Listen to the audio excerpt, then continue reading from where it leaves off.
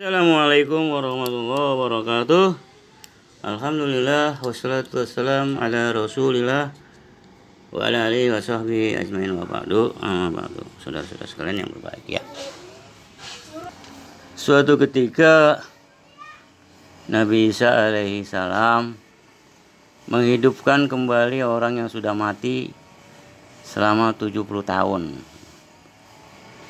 Kemudian Nabi Isa bertanya kepada orang yang mati hidup lagi ini, apa yang dialami ketika dia mati selama 70 tahun itu.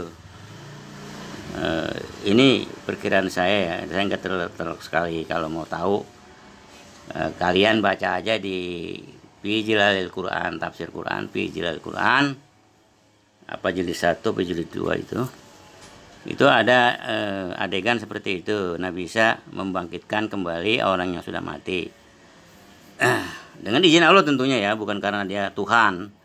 Dengan izin Allah. Ini kan mukjizat ya. Mukjizat Nabi Isa antara lain menghidupkan orang mati. Ini agak menyebar sedikit ya, agak membias sedikit tentang mukjizat gitu. Sebenarnya mukjizat ini supaya orang itu atau kita manusia itu menyadari gitu, bahwa Tuhan Allah Subhanahu wa taala itu Tuhan yang esa gitu. Bukan yang 2, 3 atau musyrik ya. Tuhan yang esa Allah Subhanahu wa taala gitu. Tapi sifat manusia kan begitu. Walaupun mukjizat itu ditonjolin apapun, nah emang dasarnya kafir tetap kafir, yang dasar munafik tetap munafik. Walaupun Nabi Isa itu sendiri mengeluarkan mukjizatnya, itu kan hebat sekali, dahsyat sekali Pak. Orang mati udah 70 tahun di dalam kuburan bisa dibangkitkan kembali dan hidup gitu. Jadi dalam tafsir ini diceritakan kenapa Nabi Isa itu tahu 70 tahun dia mati. Jadi dia ada dialog pertanyaan gitu. Anda ini meninggal udah berapa tahun kan gitu, bahasa ulunnya begitu. Dijawab 70 tahun gitu. Ini kan dahsyat sekali mukjizat. Orang mati 70 tahun bisa dihidupkan kembali kenapa oleh Nabi Isa dengan izin Allah tentunya, yang mukjizat. Tetap aja orang kafir tidak mau mengikuti Nabi Isa gitu. Malah Nabi Isa mau dibunuh gitu. Dan sekarang mau dijadikan Tuhan lagi. Nanti misalnya Nabi Isa turun lagi ke bumi, itu maksudnya apa begitu?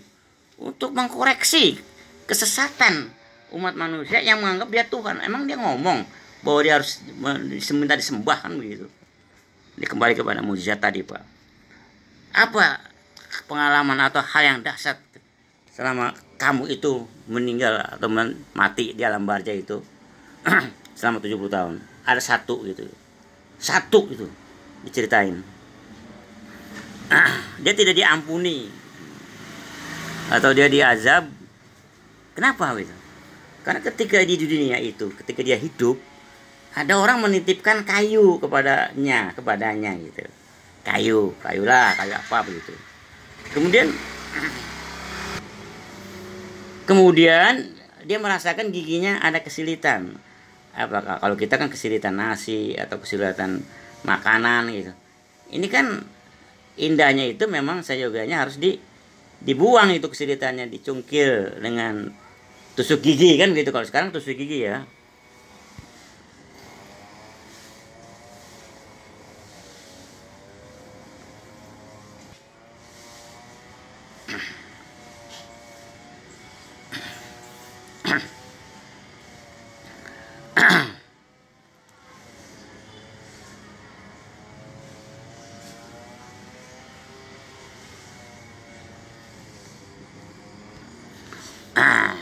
Tadi udah saya ceritain nggak soal tusuk gigi. Nah kita di Indonesia korupsi besar-besaran Pak. Bukan jutaan lagi Pak, bukan ratusan juta, bukan miliaran lagi Pak. Triliunan. Surya Darmadi itu orang Cina itu, mungkin udah warga negara Indonesia ini. Ini kubu mana dia gitu ya? Itu selama 13 tahun atau 15 tahun itu mengkorupsi uang negara, uang rakyat, uang NKRI sebesar 154 triliun dari usahanya ekspor impor minyak goreng sawit, perkebunan sawit, Kalau dia lihat videonya dia nggak merasa bersalah itu, malah yang disalahin yang nangkep. Kan bingung gitu ya. Itu baru Surya Darmadi, belum yang lain-lain. Yang edit Tansil lah. Ketika rupiah baru bernilai 3.000 rupiah per dolar Amerika, itu edit Tansil udah triliunan tuh mengkorupsi uang rakyat gitu. Maksud saya apa sih? Itu ngambil kayu sebesar tusuk gigi saja tanpa izin. Itu 70 tahun Pak belum dia mampunin gitu. Dosanya gitu ya. Gara-gara ngambil barang sebesar tusuk gigi. Ada lagi Pak. Saya baca ini di kelengkapan dari Nabi Muhammad Sallallahu Alaihi Wasallam. Barangkali ini kan pengarang Kiai Haji Munawar Khalil, ya, diterbitkan oleh penerbit buku Bulan Bintang, Witang, Senen. Itu saya baca tuh jilid berapa nggak tahu dah tuh. Ya. Jadi ceritanya ada gonimah perang. Barangkali masih ada Rasulullah nih gonimah perang. Ya. Itu Rasulullah bersabda atau dalam buku ini saya mendapat pengertian kandungannya adalah siapa saja yang mengambil misalnya satu tameng aja gitu, satu tameng tanpa izin sebelum dibagi-bagikan secara adil oleh Rasulullah, nah itu nanti di akhirat dia tidak akan mendapatkan perlindungan gitu dari terik matahari, dari panas dan sebagainya gitu. Itu bahaya. Bukan mengambil Pak, bukan mengambil tameng, dia berlindung di tameng itu. Ada gonimah, ada tameng. Tamengnya itu dia buat meneduh dari teriknya matahari di padang pasir di sana itu di Timur Tengah gitu. Itu nanti diancam itu. Dari meneduh dari tameng gonimah aja yang belum dibagi-bagikan itu ancamannya nanti dia nggak dapat perlindungan nanti di akhirat. Itu cuman berteduh dari tameng Pak.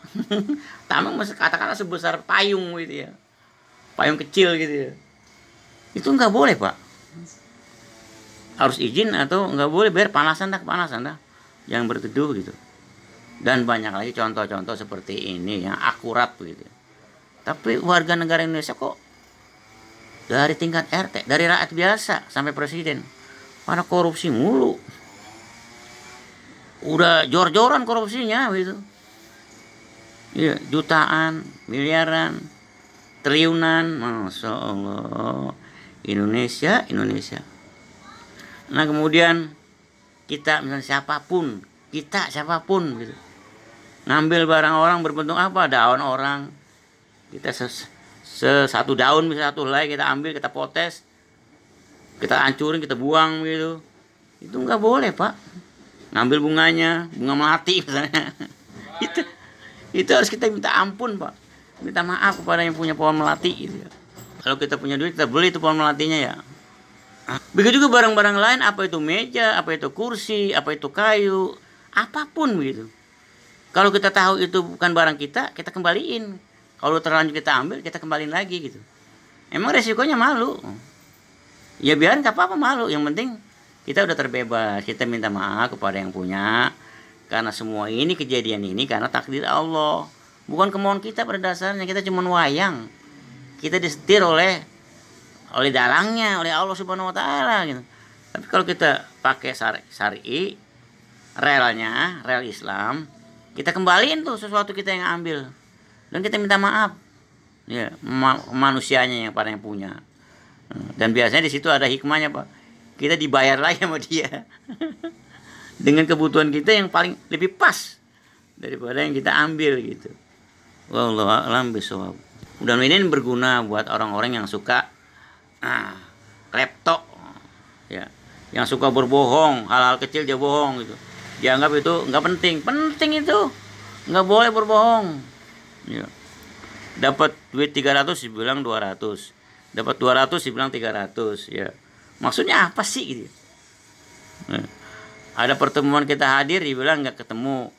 Kita tersesat dan sampai gagal. Itu kan bohong, padahal ketemu, kita rapat begitu.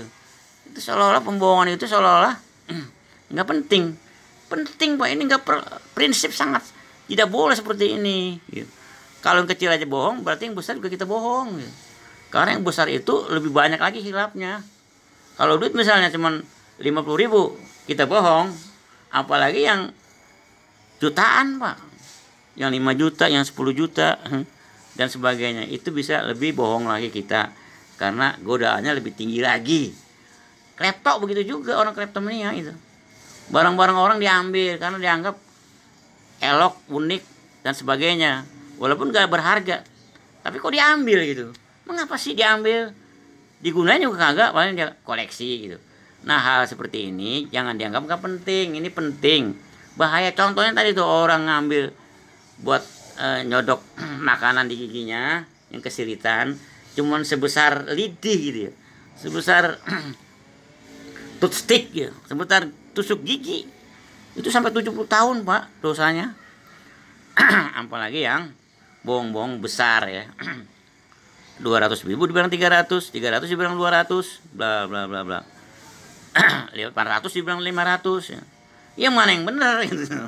Maksudnya apa sih? Jadi prinsip-prinsip ini selalu dilegalkan oleh, akhirnya dilakukan terus sampai mati. Ini bahaya Pak. Nggak boleh bohong seperti itu pun. Itu penting kan, tidak ada sesuatu yang kecil itu yang sia-sia bagi Allah Subhanahu wa ta'ala, di mata Allah Subhanahu wa ta'ala. Itu namanya pembohongan publik. Membohongi diri sendiri dan membohongi orang lain. Dan Allah itu ada gitu. Semoga ini menjadi nasihat buat kita semua. Jangan sembarangan korupsi. Ya Allah, mau jadi apa sih korupsi mulu? Emang gak ada alam barzah, gak ada akhirat?